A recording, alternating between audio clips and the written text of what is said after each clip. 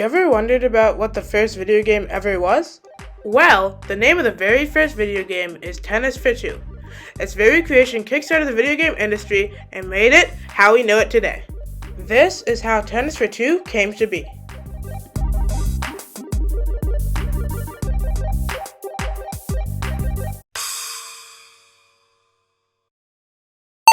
The creator for Tennis for Two is named William Higginbotham, an American physicist. He was born in Bridgeport, Connecticut on October 25, 1910. He grew up in New York as a child, and he earned his undergraduate degree from Williams College and later studied at Cornell University. He continued studying there until the outbreak of World War II, when he worked with radar technology at MIT. Later, during World War II, he helped the Los Alamos National Laboratory, where he helped to develop the first nuclear bomb.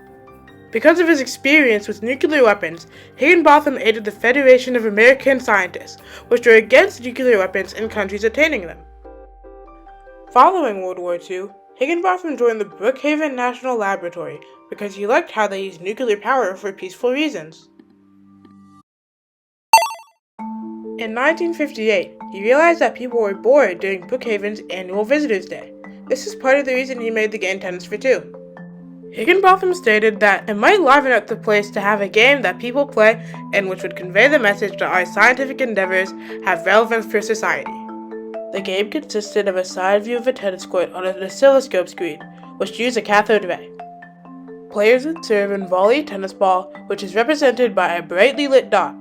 They would do this by using controllers with buttons and rotating dials to control the angle of the tennis racket.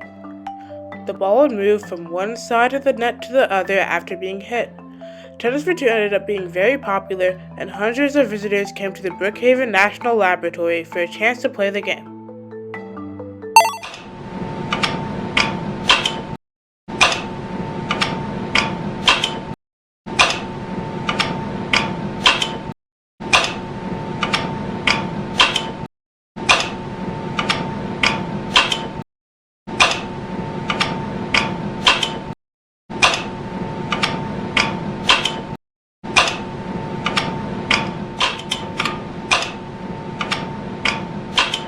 Another inspiration for Tennis for Two happened while Higginbotham was looking in the instruction book of the Donner Model 30 analog computer. This would later be the computer that Tennis for Two ran on. While describing how to generate curves with different effects, there were examples of the trajectory of a bullet, missile, and a bouncing ball. The ball reminded Higginbotham of a tennis game. The final game of Tennis for Two took Higginbotham and Robert Dvorak, Higginbotham's technician, only 3 weeks to build. Higginbotham used 4 out of the 10 operational amplifiers of the computer to make the ball's motion, and the remaining 6 to sense if the ball hit the ground or the net, and to switch controls to the person where the ball was.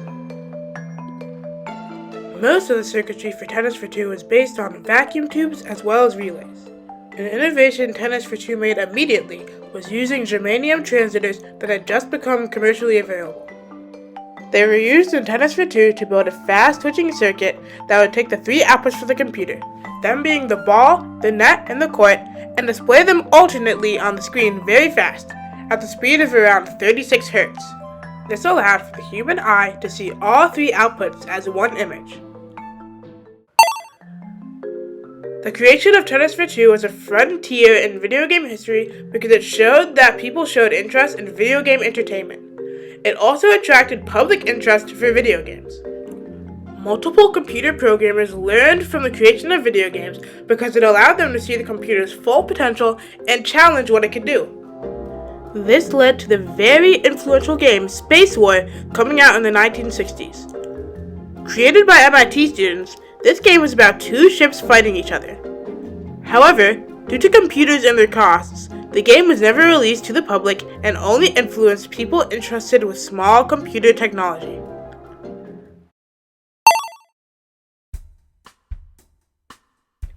Later, in 1966, engineer Ralph Baer started developing the first video game console, the Magnavox Odyssey.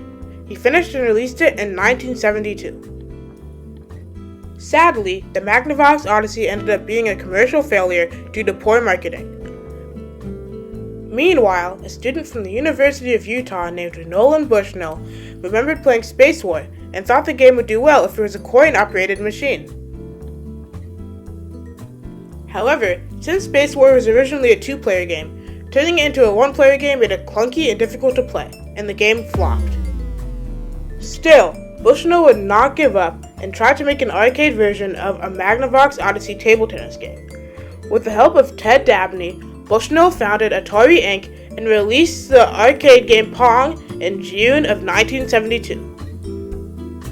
The first machine was installed at a bar in California called Andy Capp's Tavern.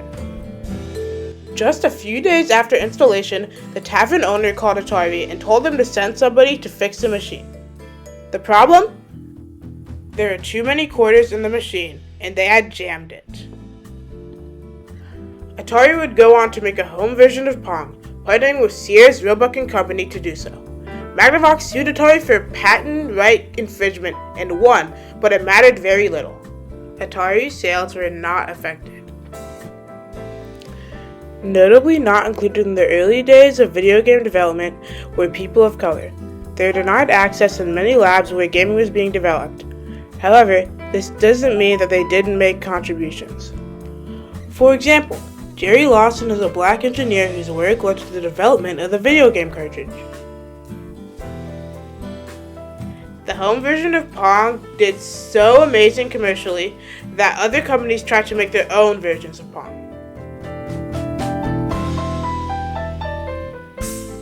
Between the years of 1976 and 1983, second-generation consoles started being produced, such as the Atari 2600.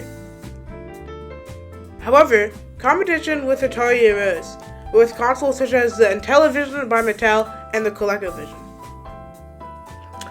All of these consoles innovated by having game cartridges instead of one preloaded game in them, just like modern consoles, even if some use discs.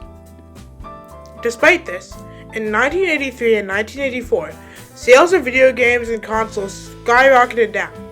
This caused companies such as Mattel and Magnavox to go out of the video game industry entirely. However, in 1985, a company previously known for making Hanafuda cards, Nintendo, released the NES, or the Nintendo Entertainment System.